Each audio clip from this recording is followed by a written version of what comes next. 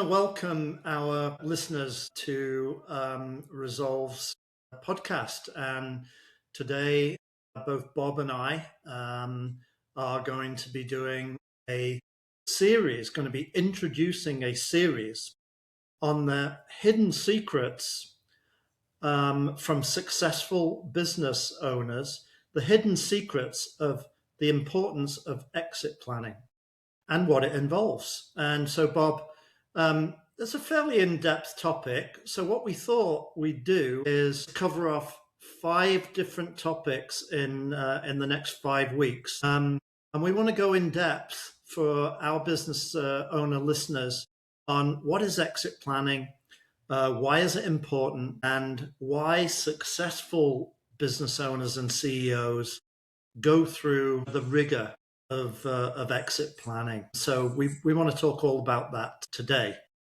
So Bob, if you'd love to kick everything off for the readers, the listeners, that would be great. Sure. This is such an important topic, Steve, as we know, just because for so many business owners, their wealth is, encapsulated in their business. They've run their business for a number of years, sometimes 20, 30 years. At some point, they're looking to go through a transition, and so much of their wealth is, encapsulated in their business that, exit planning is such a key aspect of making sure that that transition goes successfully and to their, meets their expectations. So a number of things that we want to talk about today. Certainly one of the things is timing, not timing in terms of when you should, go through a transition, but timing in terms of how much time should you provide to build up towards a transition. If let's assume I'm a business owner and I'm meeting you, Steve, for the first time, and I say to you, look, I want to sell my business because it's time for me to retire, or I want to go travel the world or something. How much time should I be prepared to invest prior to that transaction going through? Like so many things, the answer, of course, is it depends. It depends on your level of preparedness. It depends on the level of knowledge that you have about what's going to happen through to the getting to a liquidity event. It kind of depends on the people that you've surrounded yourself with, and whether those advisors are knowledgeable about and experienced in the transaction process. So there's a lot of depends in it. However, in most lower mid-market businesses, so that is the vast majority of businesses in Canada. Over 93% of companies in Canada have less than 10 employees. So Wow. the vast majority of private companies in Canada are sat in the small or the lower mid market. So for those types of companies that don't have fully rounded out management teams who they can lean on to work with the business owners through the transaction, if they don't have fully rounded management teams, maybe with experience of doing a transaction, then the importance of planning your exit with your advisors is high. It is very high, because the likelihood of you being unprepared is high. And unpreparedness means that when you get into a transaction environment and you have buyers that are either sophisticated or knowledgeable, it makes for a very rocky road. So at Rizolve, we would highly recommend a 3 to 5 year exit planning horizon, which seems an awful long time, Bob, doesn't it? We talk with prospects and people in the market. 3 to 5 years seems like an eternity, but the reality is that it is not. With some of the things that you need to do, 3 to 5 years goes very quickly. I'll give you one example of a reason why that kind of time frame is important. And the reason I would cite is the tax planning reason. You want to make sure that your tax advisors, particularly the type of tax advisor that will help you with structuring, if indeed that is required, you want to have those conversations early, and you don't want the tax structures to be prejudiced by um, by being too close to the transaction. And a time frame that is often cited is 2 years. The problem is that you don't want to do tax planning in contemplation of a liquidity event. You want to do it ahead of time. You don't want and typically that kind of hindsight period is 2 years. Now, Right. if you're gonna try and do some tax planning, and you need a lead time of 2 years, minimum 2 years, then it's likely that you're going to need to be speaking to the tax advisors at least 6 months ahead of that. So now you're 2.5 years ahead. And in an ideal world, um, in advance of that as well, because some of the structural things that you might want to put in place might take time to execute on. So for the tax minimization reason alone, you need a minimum of 2 years and arguably a minimum of 3 years in order to put some of those things in place that will help you validly and properly minimize tax on. Right. So, as you say, over that 3 to 5 years sounds daunting when you first say it, but if 2.5 to 3 of those years minimum should be dedicated to making sure that you've got the right tax planning in place, it certainly takes up a big chunk of that 3 to 5 year, period. Steve, what are some of the other things over that 3 to 5 year period? What are some of the other things? We're going to get in more detail in some subsequent sessions, but just for our listeners in that 3 to 5 year period, what are some of the other major things that we at Rizolve or someone contemplating the sale of their company should take a look at? Well, the flip side of tax minimization, and tax is a cost of the transaction. The flip side of that is maximizing the revenue and profitability that the company has ahead of the transaction, in order that what you present to potential buyers is the most optimistic picture, on the basis of the largest amounts of revenue and profits that you can declare, properly. Simply put, there's a whole there's several levers that can be worked on in the 3 to 5 year period ahead of a transaction, in order to maximize revenue, maximize profit, and we would add at Rizolve, maximize value. And Bob, sometimes some of these changes, some of these improvements that we would recommend, they do take quite a period of time. Often, if you're talking about consecutive improvements, then it may be that, for example, if you got 5 major improvements in the business that you want to make, it may be that you do one a year and bed them in.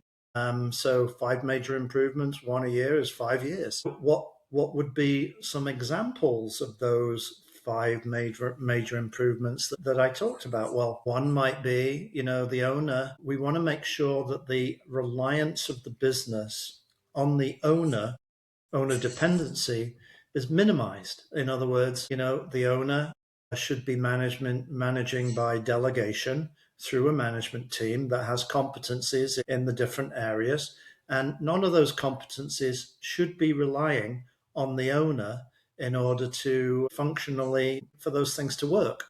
So that would be number one, minimizing owner dependency, because we often don't sell the business with the owner. It typically is maybe a 6 or 12 month management contract, and after that, the owner is out of the business. So the buyer's not buying the owner and his skills, because he's not following the business. Right. He wants to get out.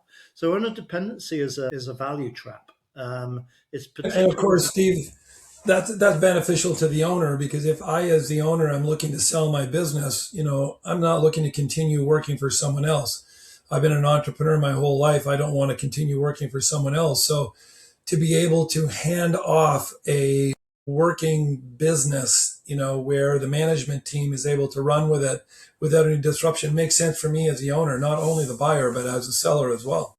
totally. And there's lots of components to minimizing owner alliance. One key element would be the management team making sure that there's a good spread of skills, competency in the different executions and disciplines and so on. So leadership obviously becomes another area. Sometimes hiring two or three people in operations, perhaps, or to head up sales lead, or maybe to head up and create a proper financial rigor. Hiring, two or three, possibly human resources, or possibly marketing competency, and making sure that there's rounded discipline across the management team in those key areas is something that takes time. It doesn't just take 6 months or a year. We want to see those people bedded in and functioning well and so on and so forth.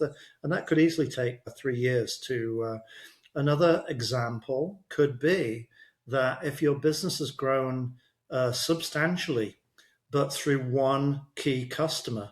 That's what we would call owner customer dependency. And buyers don't typically like customer dependency more than 15% in the hands of any one customer. Right.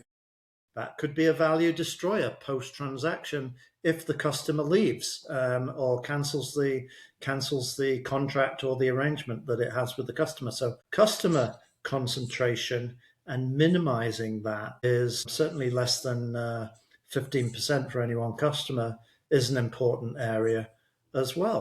And of course, if I'm a buyer and I see that, for argument's sake, a business that I'm interested in buying has one customer that's accounting for 50% of the business, I'm going to incorporate that into my thought on what I should be paying for this business. Because as you say, that's a big risk. If that client were to leave, that's a big risk to the ongoing activity of the business. So I'm going to, incorporate that into the price that I'm willing to pay for the company, aren't I?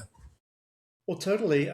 We had that very issue with one of our customers recently, Bob. And looking back on, we now have a fully diversified customer base without concentration, or certainly concentration minimized. But it did take 2 or 3 years to actually get to that changed scenario. So that would be another example of a strategy that is value through an exit planning transaction. Other examples could be making sure that the financials are clean and that you have an audit opinion or a review opinion from a third party accountant. A higher level of attestment to the accuracy, cleanliness of the way the books have been prepared. So that might be another example. Typically, that would require bringing in a qualified accountant, and maybe the cleanup might take 2 years to do. Another example could be, and this is near and dear to your heart, improving the sales process within a company. In particular, making sure that there is evidence around the sales pipeline and the conversion of the sales pipeline into real sales. That's often documented in a customer relationship management system. And these things take quite a time to put in place and to make sure that the sales team are fully operating a CRM system in the way that a buyer might like. So lots of examples there of key elements that sales business owners might want to put in place, which would improve the value of their company, but would take multiples of years to put in place. And we would argue 3 to 5 years. Right. Well, and as you said earlier in this discussion, 93% of all the companies in Canada have fewer than 10 employees. So even if you're larger than that, if you're part of the 7%, you've got, your management teams aren't huge. And a lot of the things that you're talking about require management effort and management focus. So I can see why you wouldn't want to pile it onto your management team and say, by the way, while you're running the business, we also have to, address diversification, concentration, systems, CRMs, accounting requirements, et cetera, et cetera. So I can see why this would take 3 to 5 years if you want to do it right. For sure. And there's lots of other examples of value improving strategies, like putting a planning discipline in place, maybe putting a strategic marketing plan which dovetails with your sales growth plan in order to really accelerate the growth of the company pre-sale. Those are the types of things that would add value to your company, and a buyer would be looking for. Yeah, and at the end of the day, this is really about seeing your company through the eyes of a buyer. Like any large purchase, and in this case, probably the largest purchase most people would do, you want to make sure that you're getting a good quality company that can continue to operate and grow, has a good forecast for the future, a good plan for the future. Systems are documented, financials are accurate, customers are loyal and will continue. In sales, of course, I often use that when you're talking about value, you've got to talk about value through the eyes of the buyer. And even though, you spoke from the owner's perspective and the importance of building value for the owner, it's also super important to the buyer because they want to buy a valuable company that they can continue to grow and have it prosper. Yeah, so from the point of view of the time frame, we really don't want our customers to be knocking on our door 12 months ahead of the transaction and expecting all these things to be put in place. It is a longer term look, and so business owners would be very wise to take counsel from their advisors on the length of the runway that is required here. The other element that I would put on the table on exit planning is often there are some practical blockers to a transaction. For example, are all the legal formalities in the business all nicely put together? Are there any blockers to the transaction? So, for example, are we allowed in the legal agreements that have been put together? Are we allowed to transfer, the ownership of a customer account into the hands of another party? That needs to be looked at Mhm. by lawyers. And are the minute books all up to date? Are the formal records of the minutes of the company, the big decisions of the company, are they all properly put together and recorded, and so on? Mm. Do we have the right to sell? Does an owner have the right to sell the business? For example, if the ownership of the company is in the hands of family members, a broad set of family members, but one of the family is running the business. Um, does that business owner have the necessary votes to vote positively for a transaction and get a majority decision who approved the transaction? All of these things these are exit planning things that need to be thought about, that in the case of one of the things that I've just mentioned, you need a lawyer, a transaction lawyer around the table to have done pre-transaction due diligence to make sure that there's nothing in the legal agreements, in the shareholder agreements, or the way the company's been put together that are going to hold up a transaction. So exit planning is both improving the company ahead of a transaction so that we put the best face on the company when we take it to market, but also making sure that there's nothing in the way the company's organized that will stop a transaction in its footsteps. Right. No, that makes perfect sense. Steve, this is probably a good place to draw this particular session to a close. I think we've touched on a number of aspects, and we can do a deeper dive in these in future sessions. And I would certainly invite people to join us in our next session, which will be in the next couple of weeks, so that they can hear more on some of these various topics. Because absolutely, I mean, this is likely the biggest transaction that most, sellers or most owners are going to do in their entire career. And we want to make sure that they do it right. So I would certainly invite people to join us to hear more as we go deeper into some of these topics. Any Yep. closing comments, Steve? Yep. So I'd look out for the notice that we'll make on social media to everybody on the next session. The next session will go into the alignment of the importance of the alignment of personal and business goals, and this is a really important topic from the point of view of making sure that you get to the end of a transaction, you achieve the goals that the business owner has set for himself. So we're looking forward to that. Keep your eyes open for the next session. There's going to be 5 components. The first one was today, and they're going to follow on in logical sequence. And we highly recommend taking a look at the next session. Yeah, no, perfect. And of course, if anyone's interested in hearing more in the interim, you can reach out to us at our website, and that is www.rizolve.ca. And we'll look forward to seeing everybody in our next session. Thanks so much.